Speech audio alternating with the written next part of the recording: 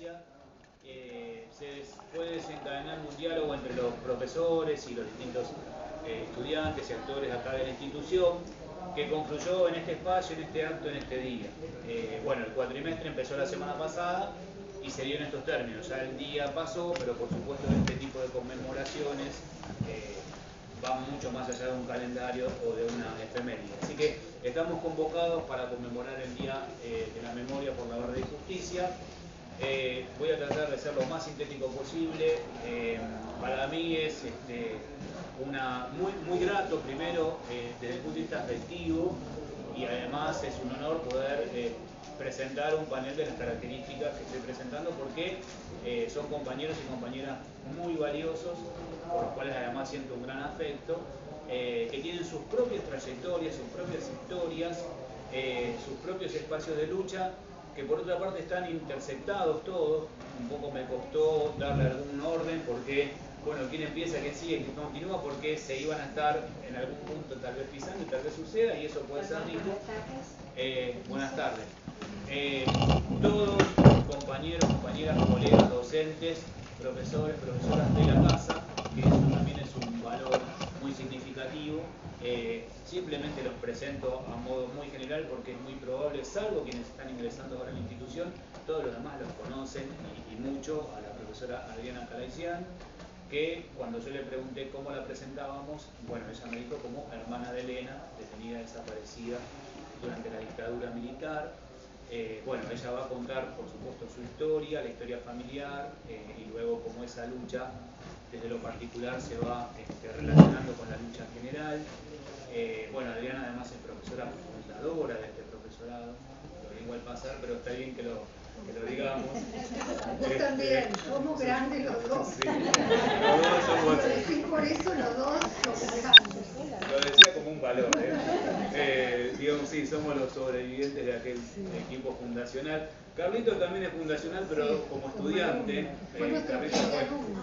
Fue el de la primer cohorte de los estudiantes del profesorado Palacio, allá por el año 2003. Bueno, vimos todo su crecimiento, lo que nos hace muy grandes a nosotros.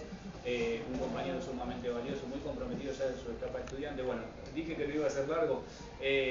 También es un militante de los derechos humanos, también es familiar de detenidos desaparecidos, y también tiene su inserción en términos institucionales, entre otros, en un lugar sumamente estratégico como el equipo argentino de antropología forense, así que va a hablar también desde esas pertenencias. Bueno, Olivier, también nuestro compañero entrañable, también estudiante de la casa, que ya vino formado. Tenerlo en las clases era dialogar desde su propia formación, desde su propia experiencia.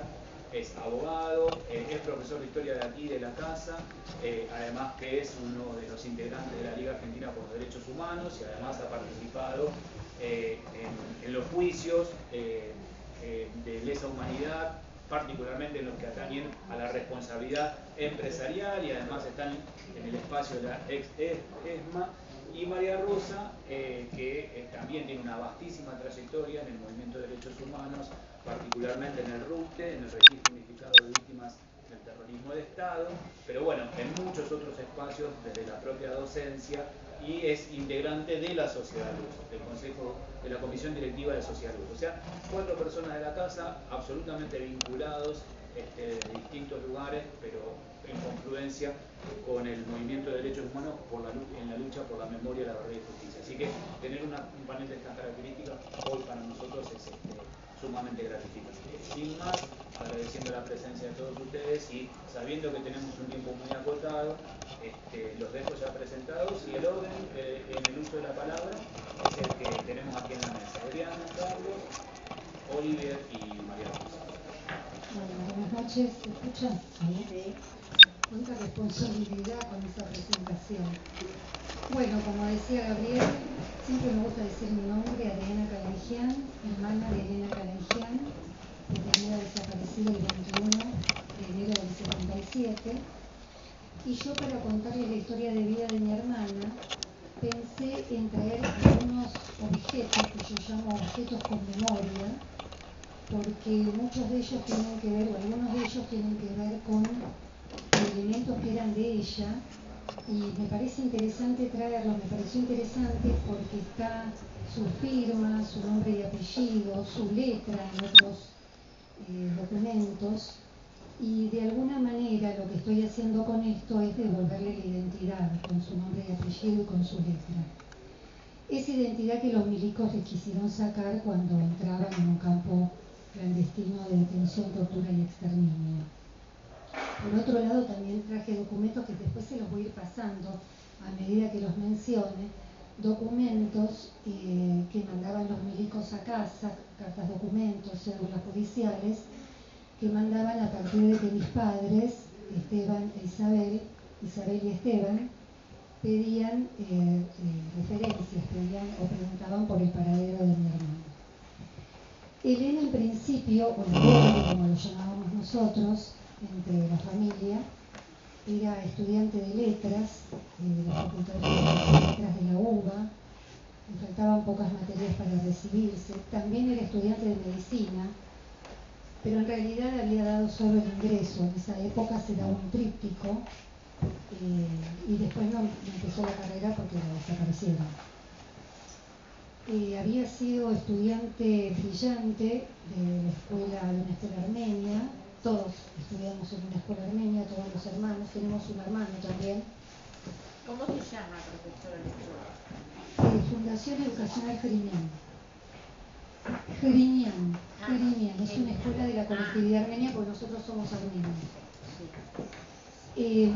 Bueno, Elena fue el mejor promedio del secundario, de todo el secundario, promedio 981 de todo el secundario, y por eso fue becada al Líbano para estudiar durante 3 meses, entre que terminó cuarto año y quinto año, los 3 meses de verano de acá fue becada a estudiar el idioma armenio a una escuela allá.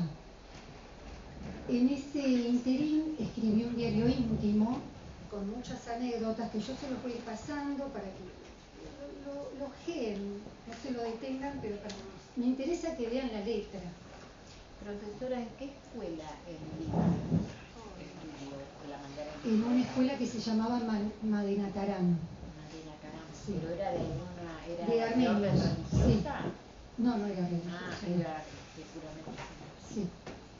Y bueno, se los paso porque está la letra de ella y hay algunas anécdotas. A mí por un lado, cuando lo leí me emocionó porque nos nombraba a mi mamá, a mi papá, a mi hermano y a mí, las cosas que nos iba a traer, las que nos había comprado. Y por otro lado me pareció en algunos pasajes cómico porque no podía creer las cosas que comía, todo lo que comía. Y un día comí un montón de cosas y al día siguiente, muy propio de mi hermana, comía 2 manzanas por las dudas. Bueno, también traje el pasaporte, que me parece importante porque acá está la firma, está la foto y está, si lo ojean, está la visa al Líbano, porque había que tener visa para entrar al Líbano. ¿Ella hablaba francés? No. Bueno, en la escuela tuvimos francés, pero hablábamos el francés de la escuela. El francés, el inglés y el armenio de la escuela. El armenio hablábamos un poco más. Ella era muy buena en armenio. Bueno, era muy buena en todas las materias. 981 de promedio en todo el secundario. Entonces les contaba que Elena entró a la Facultad de Filosofía y Letras y ¿En qué año?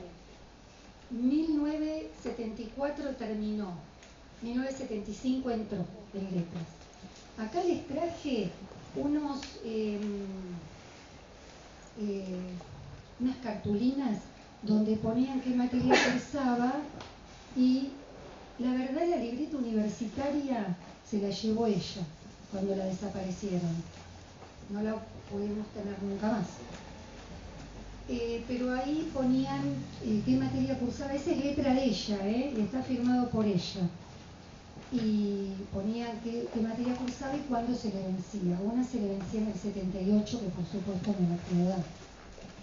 Y también les traje el carnet de la Biblioteca de Filosofía y Letras, que miren que paradojalmente se le vencía el carnet el 17 de marzo del 77 día, noche, a ella la asesinan entre el 17 y el 18 de marzo del 75.